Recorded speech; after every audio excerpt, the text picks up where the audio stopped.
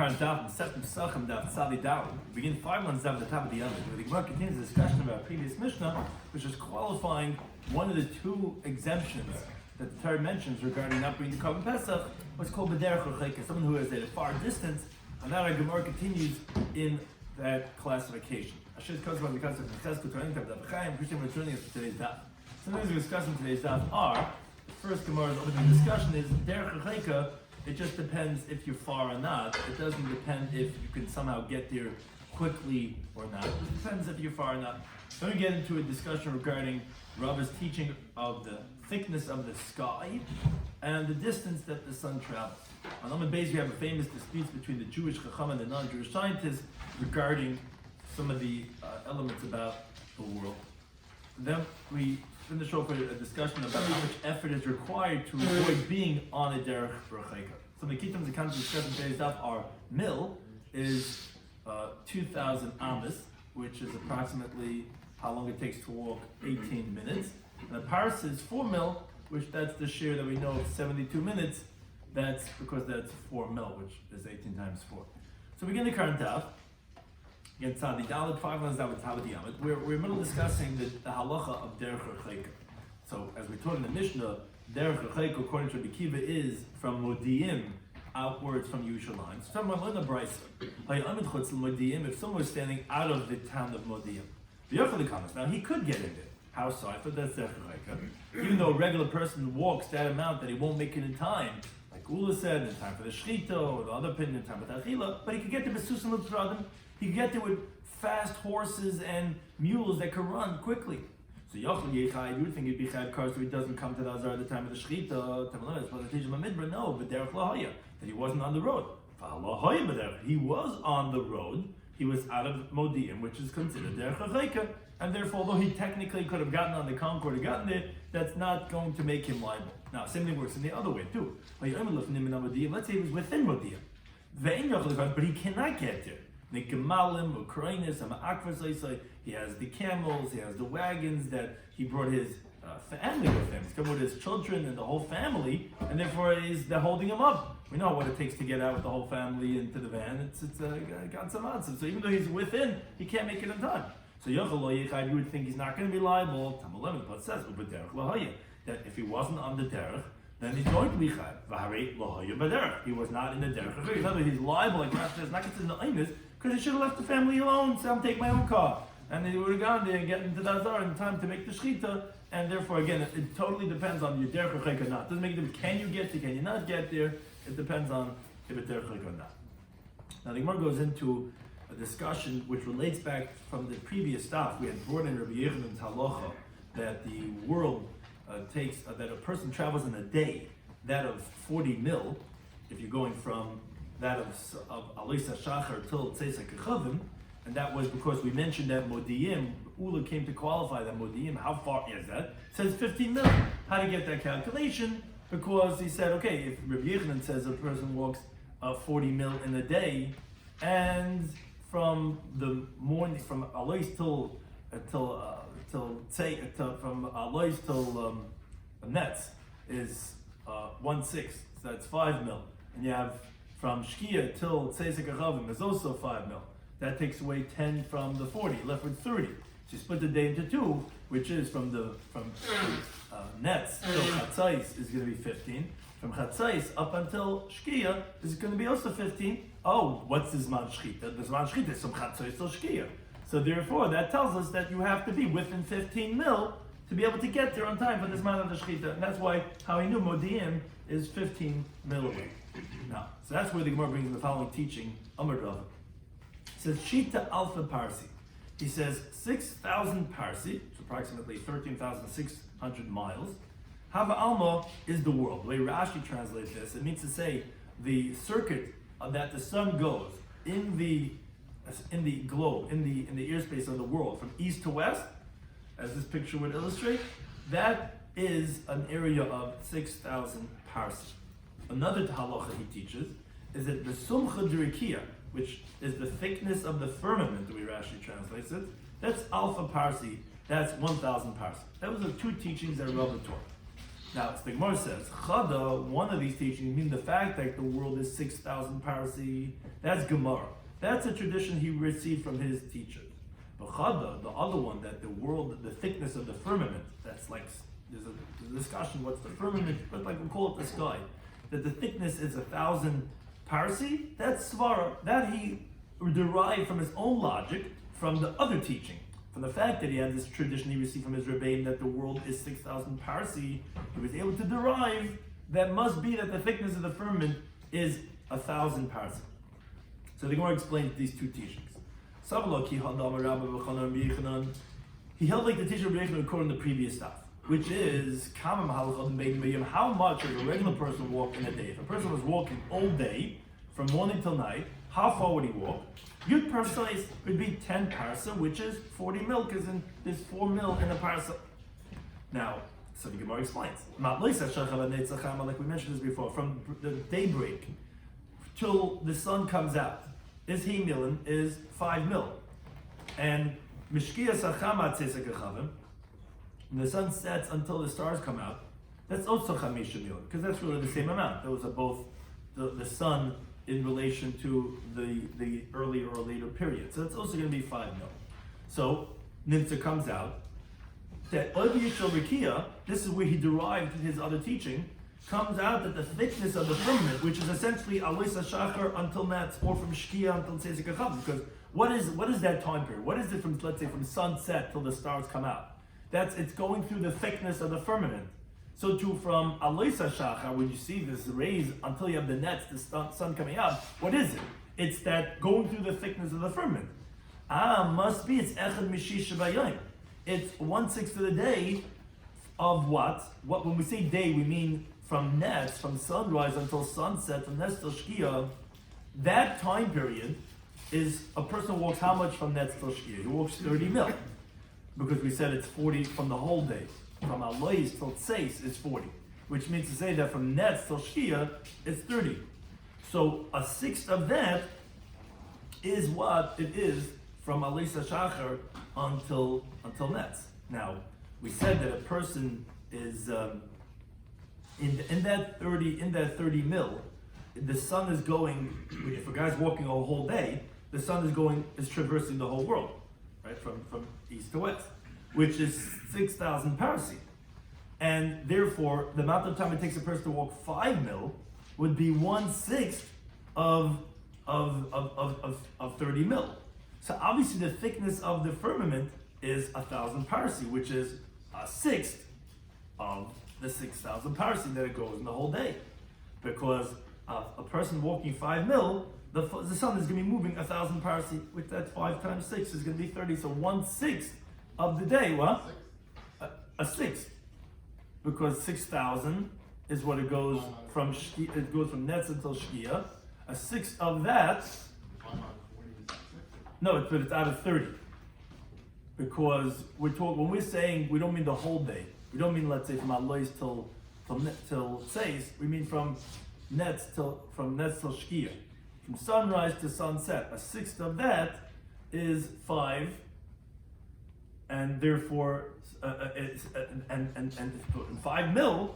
That's how long it goes. A person will walk 5 mil from Alois till nets. That's going to be, obviously the firmament is 1,000 parsi. That's 1/6 of what it goes during the day. That was Rabbi's two teachings. One again was from tradition. Another one, since he holds a Rabbi Yochanan, he was able to derive that the firmament is 1,000 parsi. However, the Gemara has 4 rejections of this opinion of Rav. Meisvei. The Gemara has as follows. Yudam, he says, the thickness of the firmament, achad masar bayom, is 1/10 of the day. Teda, you should know this, because kam halchad bein bayom, how much would a regular person walk during a regular day, during the perfect day, is Esther parsais, is 10 parsa. Now, Rashi explains why this part of the teaching is not yet difficult on Rava, because Rabbi Yehuda is considering the whole day from Alois Shachar up until Tzeis HaKechavim. So if you go from Alois till Tzeis, then actually that will be 1/10. That's not a rejection of Rava, but the question of Rava is actually from the next part, because he says clearly, Alois Shachar ara netzachama, is our bas milah, is actually 4 mil, which that's the thickness of the firmament, not 5 mil. Not the 5 mil that we had explained before. And so too, when the sun sets until the stars come out, is our bas mil, is 4 mil, which what's very important to mention, you can't not mention, is Tosfos brings the question of Rabbeinu Tam, the famous discussion that the Gemara Shabbat of Lamed Daled base tells us what's Bein Hashmashas, which is when the sun sets and the whole eastern front is red.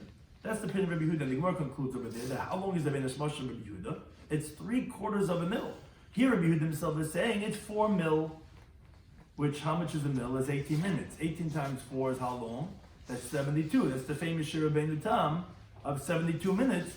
And here Rabbi Yehuda says, and in Masechet Shabbos, Rabbi Yehuda says it's 3/4 of a mil, which is like 15 minutes, 13 minutes, whatever it is. So says Tosfos, this is the chiddush that there's 2 shkiyas.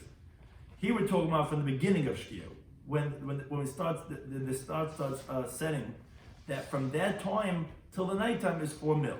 There it's what's called seif shkiyah, and therefore that's where you get this whole discussion. Unlike the Geonim who disagree with Rabbeinu Tam, they say that no, actually we don't rule like the Rebbe Yehuda, we rule like Rebbe Yehuda over there, which actually that's why shkiyah is so important. It's tchilah shkiyah, and that's why right away it's considered nighttime. But Rabbeinu Tam says that no, both halachas are true, and they were talking about that's why we get this is where it's not. We're saying it's 4 mil, not 5 mil. They weren't rejecting Rava and saying that the time is, and that's where we go with same thing alais. Then they go with alais till nets is also the 72-minute differential, and just like we say with shkiyah till tzeis is also 72 minutes. This is the sugi over here where we learn this out from. But one thing is that as the Gemara is going to say, we obviously rejected Rava who says that it's 5 mil. We see here that it's 4 mil. So Nimrod comes out. Of Yeshua, the thickness of the firmament, the sky, is 1/10 of the day, because 4 out of 40 is 1/10. Tiyufta says the Gemara, we have refuted Rava, and also the Ula Tiyufta. Ula was also mentioned in the previous daf, that he also said that halacha of Modi'in. He says, how do you know how far Modi'in is? It's 15 mil, because he says the day from Alois till Tzeisik Achavim is 40 mil from Rabbi Yechanan. And he said that, okay, take away 5 and 5 from Alois to Nets, and from Shkia until Tzeis. You can take away 5 and 5, and you're left with 30, split 30 in half, it's going to be 15. We see it's not like that. We see from Alois till Nets is not 5, it's 4. Rather, it's actually the day is 32 mil from nets until shkia, and actually would be not 15 mil, actually would be 16 mil, because you'd be splitting 32 into half. And so actually we reject both Rava and Ula. Says Gemara, you're right. Let's say it's a refutation of Rabbi Yechanan. In other words, let's say that this that we had quoted on the previous Daf Rabbi B'chanan, that said from Aleisa Shachar until Netzachama is going to be 5 mil. That was all part of Rabbi B'chanan in the name of Rabbi Yechanan. Therefore, it should also be a refutation of Rabbi Yechanan, who he was the one who said that the day a regular person walks in the whole day 40 mil. I'm going to tell you, no, I'm not being mamahudami. I, Rabbi Yechanan, was only saying the general, the sum total from Alois till Tzeisik Achavim is 10 parsais. I didn't say what is going to be before that and after Shkia. Rabbana, the rabbis, meaning Ula and Rabba, who were explaining my teaching, who the Kotayt, they're the one who made the mistake, the Kochashvan, because they were calculating the Kadma. They added on that many people, they walk 5 mil before Netzachama, but that's because they get up before Aleis HaShachar. So to V'chashecha, they were counting regarding after Shkia, regarding those who continue going after Tzeisik Achavim. So that's why they thought it's 5 mil, but really it's 4 mil. They were just counting, they thought that, okay, that you see people getting up when the day breaks. It's not true, people get up a little bit before that. And that's where they count to 5, but really I hold there's only 4 and 4, because people, and what they think is taste is really a little bit before that. So therefore, and that's where the day is 32, and therefore he's not refuted from this previous brisa. But it says, let me tell you to the Reb Chanina. Let's refute Reb Chanina. If you recall from the previous daf, we had brought a proof. We wanted to know, how do we know that it's actually 5 mil from Alois till Nets, and then therefore the same would be from Shkia until Tzeis, because we brought it right from Light. Said the Light went from Sidon till Tzayar, and we said that when they took him, it was Ukamah Hashacha Allah, when he was leaving Sidon, and when he got to Tzayar, it says Hashem Yatal Aretz. So you see that from Alois till Nets, he went from Stem to Tzayar, and they said they saw that area, and they saw that that was an area of 5 mil, yet you see clearly in the Brisa that it's only 4 mil. So let's refute Reb Chanina. It's not a refutation, but Yitzu Shami. There it says the Malachim hurried him. They hurried him, that's why they were able to go a period of 5 mil in the time from Alois till Nets. But really, it's a time that a regular person will walk 4 mil. And therefore, it's not a refutation of that source of Reb Chanina. But that's one rejection of Rava. So that's Gemara Tashma. Let's continue to rejection number 2 of this teaching of Rava, that of his opinion regarding the thickness, that the world was this tradition that he had. The world was 6,000 parsi, and that he says that the thickness is 1,000 parsi based on that teaching. The Brisa says Mitzrayim, Egypt, was 400 parsas squared, approximately 900 miles squared. Now, Mitzrayim, Echad Meshishim Kush, Mitzrayim was 1/60th of Kush of Ethiopia, but Kush, Echad Meshishim Oil, and Kush is 1/60th of the world. Now, obviously, as Rashi points out, that the world is more than 6,000 parsi, it would be way more, because if you calculate that Mitzrayim was 400 parsas squared, and Kush is 60 times that, and the world is 60 times that, your dimensions are way more than 6,000 parsas. And then we just continue with the Brisa. That's the refutation of Rava. The world is 1/60th of the Garden of Eden. And the Garden of Eden is 1/60th of Eden itself, because Gan Eden is the Garden of Eden, then there's Eden itself. The Eden, and Gan Eden, and Eden itself is a 60th of Gehenna, a purgatory. A lot of people are getting in over there. You gotta have a lot of space. As the Gemara elsewhere says, that Tzadikim Amu'atin in Ba'il Hamba. Nimtza comes out Kala, and of course, don't take solace when you see other people doing bad and saying, I'm going to be a good company. Gehenna is 60 times bigger than Eden, which is 60 times bigger than the Gan of Eden. So Nimtza comes out Kala and Kuli, the whole world. Kikisi Kadeir is like a pot cover. It means like very little. Gehenna is taking the most real estate in the world. But one thing that says Gemara Tiyufta is obviously a refutation of Rava, where he said the world's only 6,000 parsi. Obviously, the sky is much bigger than the world, and if Kush is a 60th of the world, and that's 60 times that of Mitzrayim, which is 400 by 400 parsa, the world is much bigger than that. So the Gemara must bring another Raya Nalik Rava. The Talmud Eliyahu is taught in the Yeshiva of Eliyahu. He says, Kala Yishuv Kulai, all the settled area, meaning the world not all of the world is inhabited, but the whole settled part of the world that people live in, are Tachas Koichav Echad Yoshev, they all are under one star. Now, as Rashi points out, there's many stars in the sky, unlimited. Now, since one star contains the whole settled part of the world, and we see that the settled part of the world is definitely more than 1,000 parsa. Now, how many stars are there in the sky? If you say that the whole settled area is underneath one star, then you have the seas, and you have the rivers, and you have the deserts. Now, if in the sky would only be 6 stars, you would already have 6,000 parsi to the world. For sure that there are stars more than 6,000 stars, and there's a parse of every star. Most definitely, it's not like Rava, most definitely the world is much bigger than 6,000 parsi, because one star is already, for sure, 1,000 parsi. How many stars? 6 stars is already that of 6,000 parsi. As the Gemara says, Teda, you should know, the person puts his eyes, he looks at one star.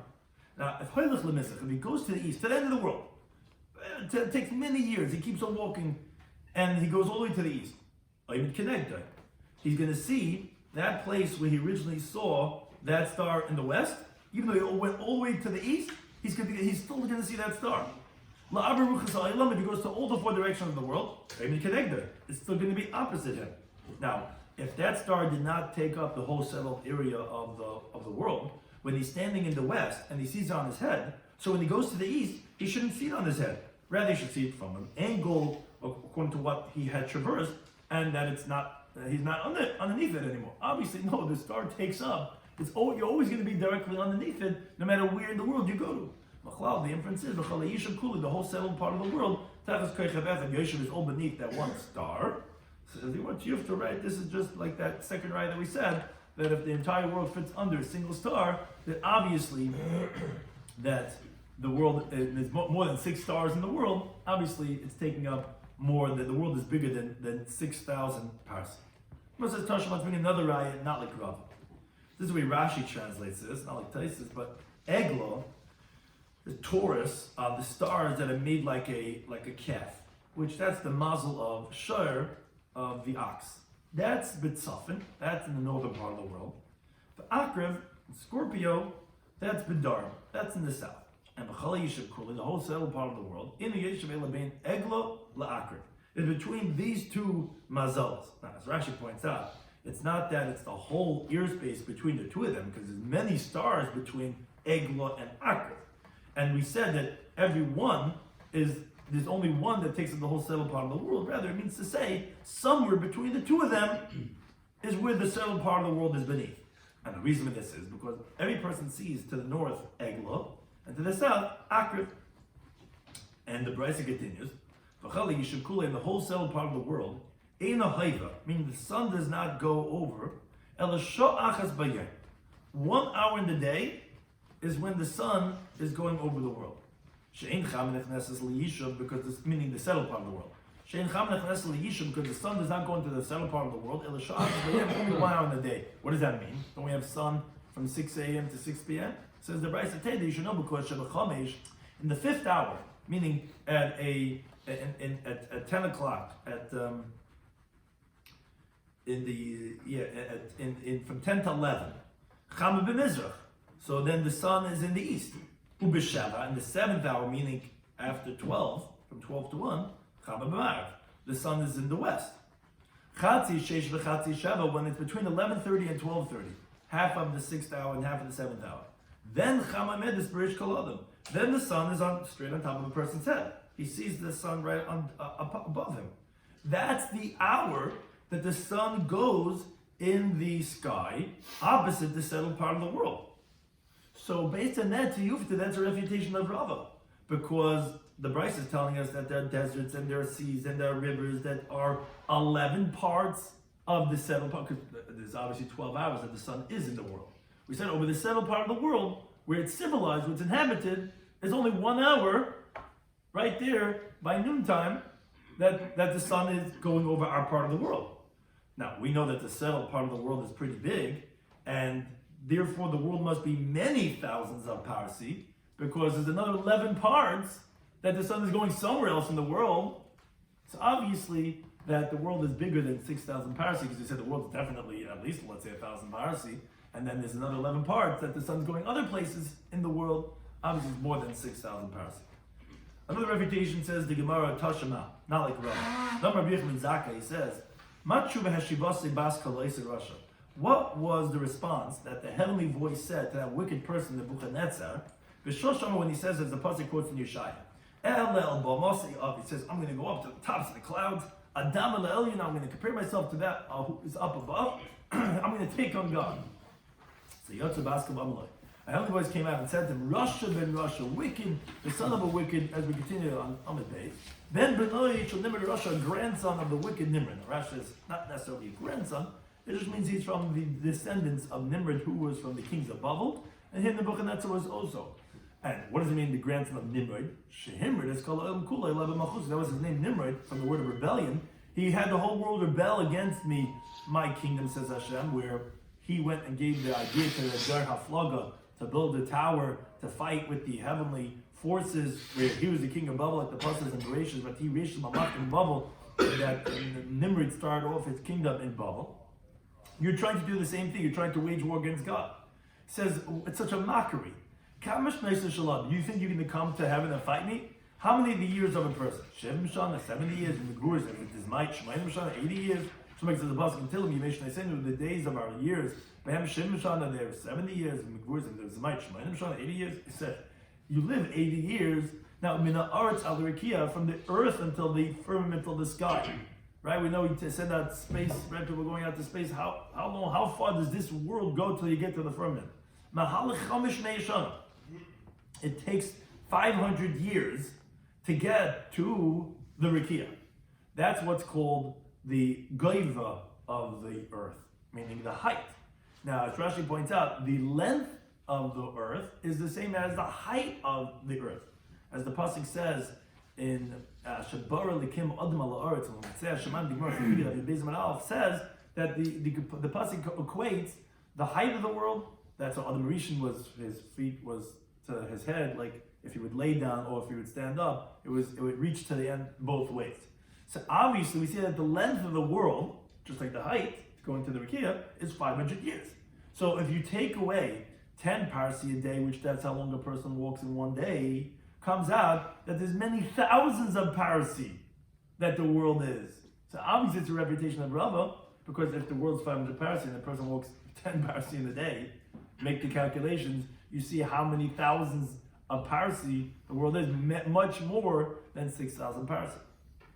But we continue with the Brisa, with the teaching of Rabbi Yochanan. It says, well, now, and he continues mocking Nebuchadnezzar, the thickness of the firmament itself. Forget about getting to the Rikiya. You have to get through the firmament. Is Mahalach Himei Shana is a distance of another 500 years. Uben Rikiya Rikiya, between the firmament to the other firmament, is also Mahalach Himei Shana. It's also a time of 500 years. Uben Kol Rikiya, so between every one of the skies, there's many Rikiyas. So rather, like the Prophet says in Yeshaya, rather El Sha'el Turah, you're going to go down to Gehenna, El Yarkasei Bar, to the depths of the pit. Therefore, they're mocking him. You're going to come fight in heaven. You live 80 years. It takes however many millions of years, whatever it is, to thousands to get up to Shemayim. So to you, but one thing is, it's a refutation. Again, another refutation of Rava, because what we see is that it's a 500-year journey. That just like to the lowest heaven, so too is the length of the earth, which again is going to make that if you walk 10 parsi a day, make the calculations be much more than 6,000 parsi. So that refuted Rava. Now the Gemara continues with a well-known machlekes that relates to these topics between the Chachmei Yisrael and the Chachmei Yisrael, which again the Maral they explain exactly to understand deeper understandings of what these Gemaras are. So more than the Brisa, Chachmei Yisrael Eimer. The Jewish sages, they say like this. They say the Galgal, which is known as the zodiac, it's like a wheel in the sky that the mazalis, that the constellations, which are these stars, they have these shapes, so they're called like a specific mazel, that they're in this, and they are, the zodiac itself is kavua, meaning to say that it doesn't move. Rather, it's like the wheel of a wagon that's just stuck in the ground. But the stars, they actually go around that zodiac. Now, as Rashi points out, they go around a little bit. They don't go around the whole circle, the whole zodiac. Rather, every mazel serves the sun, which means they move from its place a little bit till it escorts the sun to the next mazel, and then comes back to its place. So that's why you never find Eglah in the south, you don't find Akkad in the north, because they don't go around the whole circuit. Rather, they go around a little bit, and then they come back. But according to Chachmei Yisrael, the actual galgal of this, that of the zodiac, that's not moving. What's moving are the mazalis are moving, and they're moving a little bit till they get to the next one. The sages of the scientists of the world, they say no. Galgal chayzer, the zodiac is moving. Umazal is kavun, which means that there's something else, there's some other force, there's some other entity that's moving, but mazal is kavun, but actually the mazals, they actually don't move, they actually stay the same. In Amar Rebbe, he says, Chubla Devrei, says a response to their opinion, meaning to refute the Chachmei Yisrael, says Ma'olam lemitzinu eglu b'dar, says we never find Taurus in the south, the Akarav and Scorpio b'tzafen in the north, as Rashi explains. If you would think to say that the Galgal is Chayzer, like they say that the stars remain the same, but the Galgal is what's moving, like the world is moving, but the Mazalas are staying the same, so it would come out that then the Galgal would go ahead and move the Mazalas with it to all the four directions of the world, meaning it would take it from south to north and from north to south, just like it's moving. So that's like we said, essentially this galgal, this zodiac is like a wheel that it's in the sky, and according to the gears of the Bach, is that half of it is beneath the ground and half of it is above the ground. And that's why we only see half we see in the sky, and therefore it has, and it's like almost going around the earth. And when one side is coming up, is like a wheel going around the earth, and we only see on the horizon. The other half is coming down, is setting. Now, according to that's according to the opinion of the sages of the world, that they say that's a galgal chayzer, which, it continuously is like a wheel going around our planet. According to the words of this Jewish sages, that they say that no, actually the zodiac doesn't move, that's stationary. So then Rashi just points out that this is what the Gemara says in Rosh Hashanah, that sheikah va'oila, that when one is coming up, the other one is setting, it's only by the mazalis. That's not regarding the galgal, because the galgal actually doesn't move, it's actually the mazalis. But that's what Rebbe wants to say. He says it would be difficult to understand, according to them, why don't you find the mazalis that they should be even on other ends of the spectrum, because if the galgal is moving, it should be moving everything with it, it should be moving the mazalis with it. Now, Maskele Rav Achim Bar Yaakov, he doesn't like that proof of Rebbe. He asks, says, well, maybe maybe it's like the blade of the mill. Meaning there's like a blade that's stuck into the hole, into the wide part of the mill. There's a bottom, the mill would have two parts. The bottom part's called the sheiches, that stays stationary in its place. And the blade that mills, that goes around. Now, if you want to move the mill itself, the bottom part, that goes around the blade, and the blade stays in its place. So it's not necessarily that if you're moving the galgal that the mazals are going to move, just like we find by the blade in the mill, that although they're connected, only one of them is moving and the other one doesn't. So if you're moving the blade, the actual mill is staying stationary, or if you're moving the mill, the blade stays stationary. So it's not difficult in the Chacham moves just that they're saying that the mazalas don't move and the galgal moves. It could be the stars don't move. Only the galgal is moving, but the stars remain stationary. Therefore, you're always going to see Akrib Badarm and Egla Badarm and Akrib Batsafim.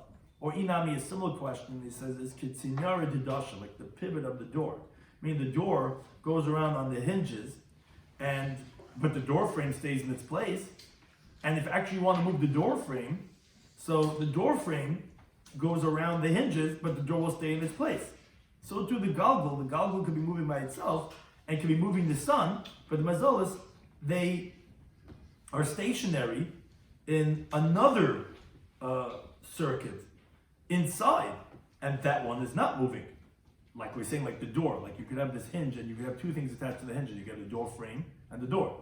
So they're both connected, but you could be moving the door and the frame, which most houses work like that the frame stays there, although it's connected to the hinges and the door's moving, or you could have the door stationary and move the door frame, and the fact that one's moving doesn't mean the other one's going to move. See here also that the fact that they're connected, the zodiac with the mazalas, it doesn't mean that one, like either it could mean that the outer one is taking the sun and the mazalas are inside, or the sun is in the inner one and the galgal mazalas on the outside. I mean, there could be two different like forces, these galgal, this circle, and therefore it's not a raya against the Chachma Misa'olam to say that because the galgal, the zodiac is moving, that should mean that the mazalas themselves should be moving, and that's why according to them also you don't find Egla B'Tzafin and Akrib Badar.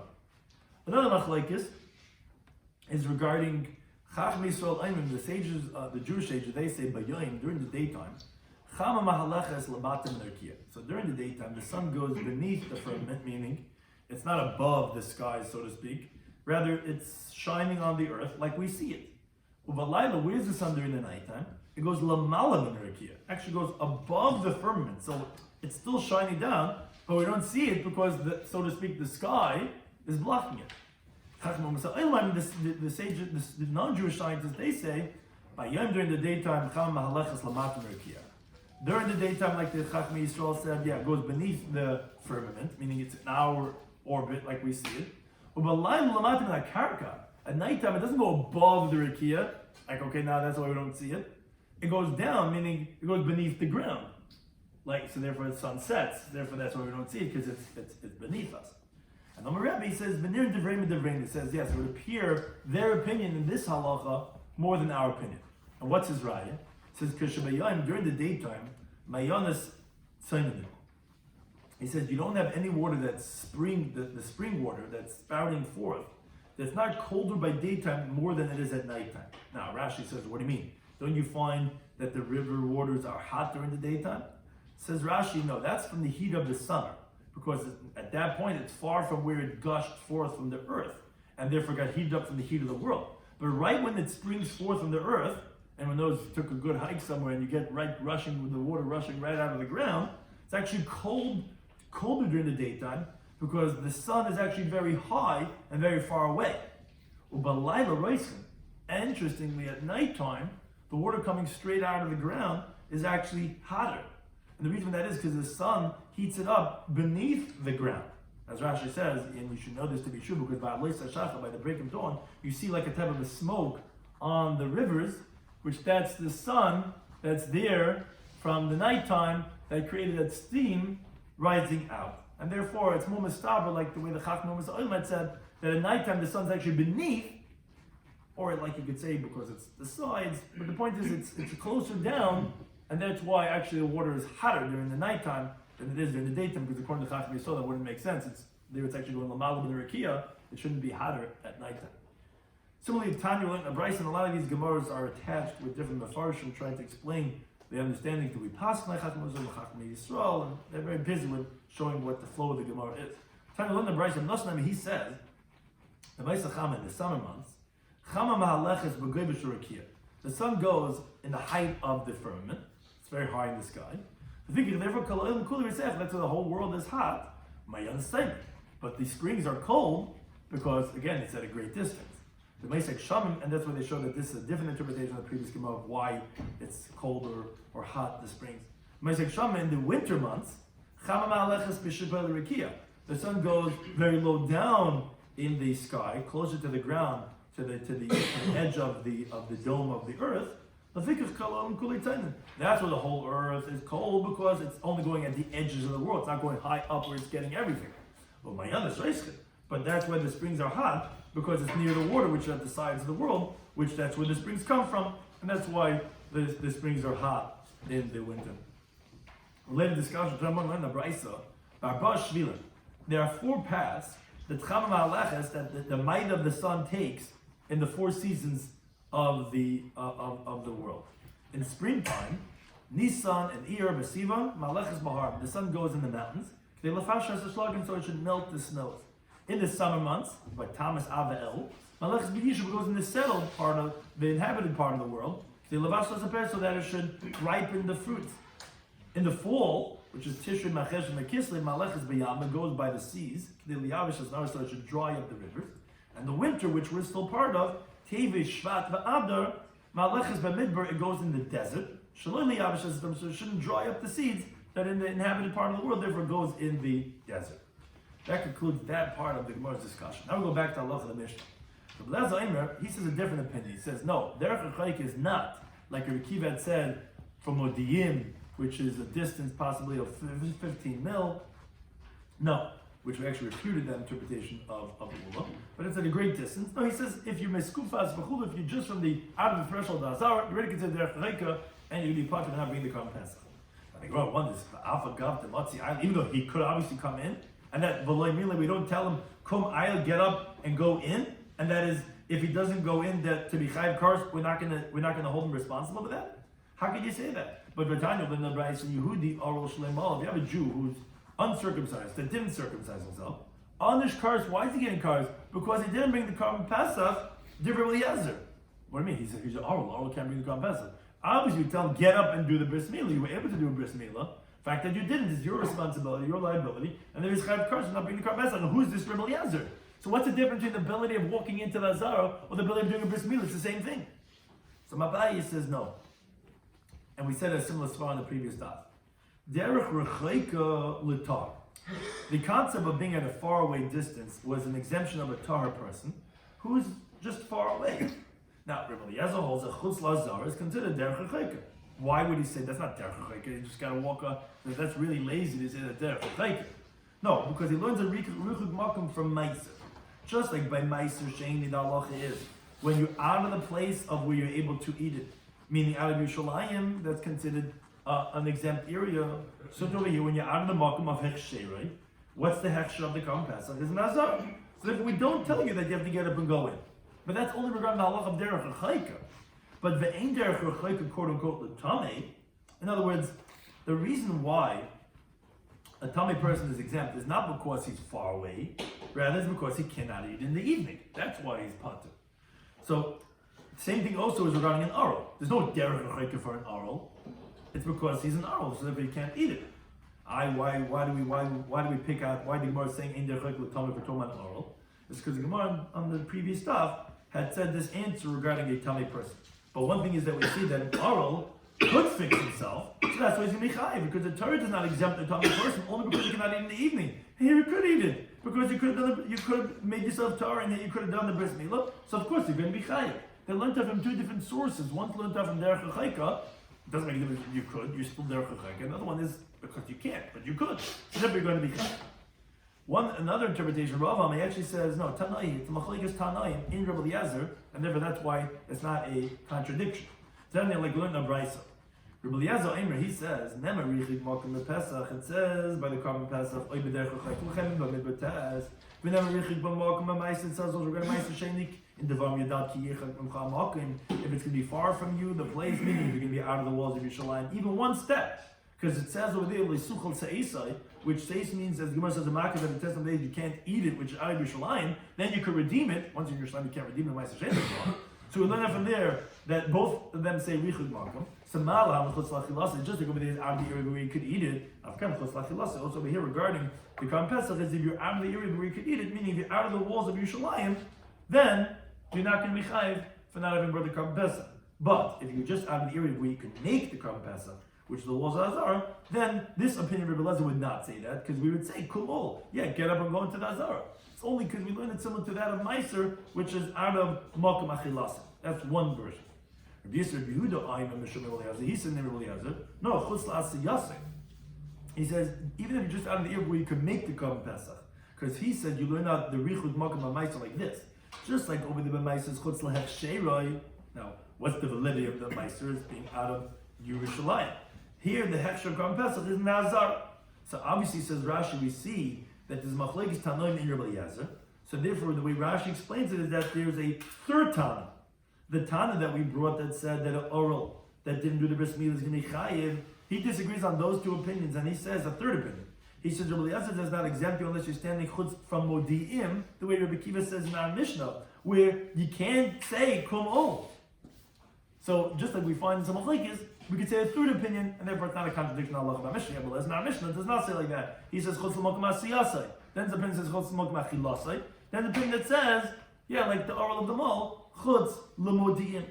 It says, according to whom is the following teaching of Rabbi Yitzchak like that he says b'tmeim by tamei, which we have to qualify as klal yisrael of the tzibur tamei nad halacha charevo im b'azara.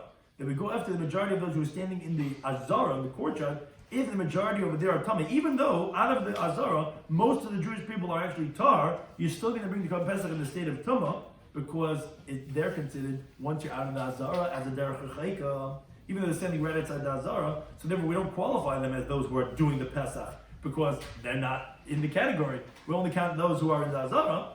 Oh, says the Gemara, who is that like? That's command, this Rabbi Yehuda, Shomer Shur Eliezer, according to that version, just like the version of Rabbi Eliezer in our Mishnah, which is Chutz L'Makom Asiyasai, which is out of the threshold of the Azara.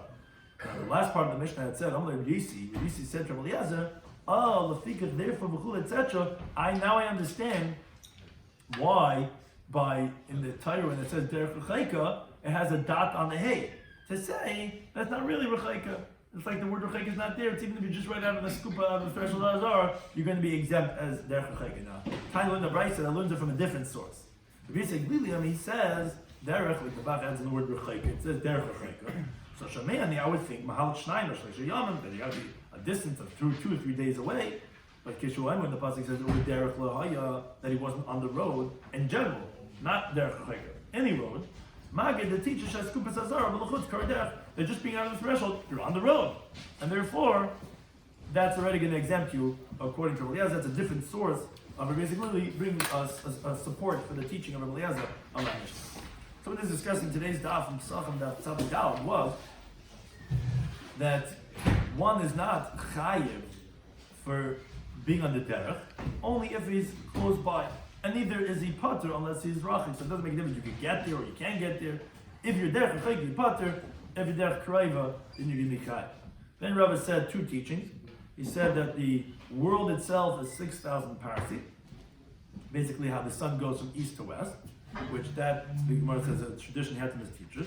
And the second, which he derived from that first teaching, is that the thickness of the Rikiya is 1,000 parasi, which is based on the teaching of Rabbi Yechon, and it says that a person walks 40 mil in a day, and that going from Alois to Netz is a sixth of that, and so too from Shkia till Tzeis, and therefore that's a sixth, which that would be, because that's 5 mil out of the 40, therefore that would make that the thickness of the ferment is 1,000 parasi. But the Gemara rejects him, first from a brisa that says that from Netz to Shkia is actually 32 mil and not 30 mil, because it says that it's 4 mil from Alois till Netz, and therefore obviously that refutes Ula too, where he said that from Chutz L'Madiyim, which is from Chatzais and Shkia, is going to be 15 mil. It's not true. It's actually going to be 16 mil. But it doesn't reject that of Reb Chanina by light, because that's by Yitzu, therefore they hurried him. So although really it's a distance of 4 mil, they were able to take him in that time period, even though it's 5 mil, because they rushed him. And we had many refutations of Rab.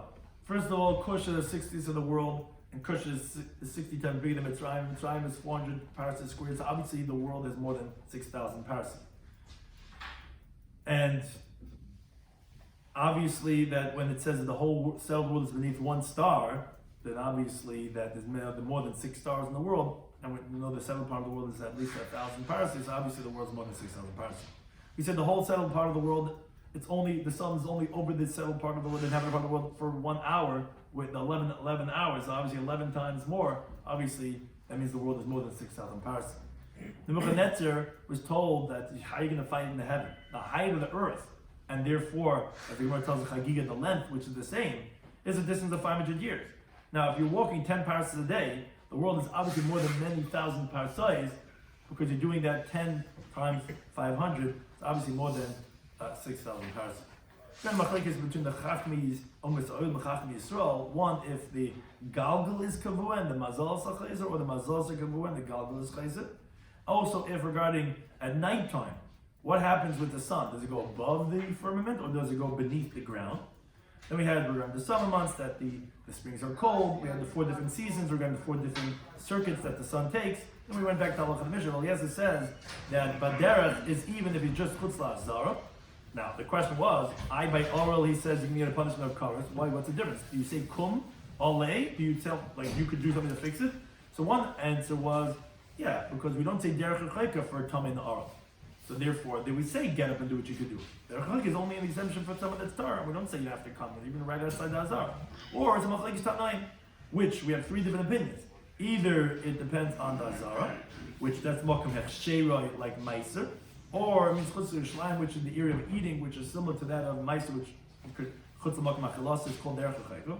Or it's modim, and that's the one that we say regarding the oral, that we say kum alei. It's the same idea that yes, you could somehow get in, then you are obligated. If not, you're going to get cars. And another version of supporting that of Eliezer, which we say clearly, that says a derech lahayam, which means any derech, even right outside das kufa, and therefore that would be considered any derech l'chayko. Thank you any time for listening.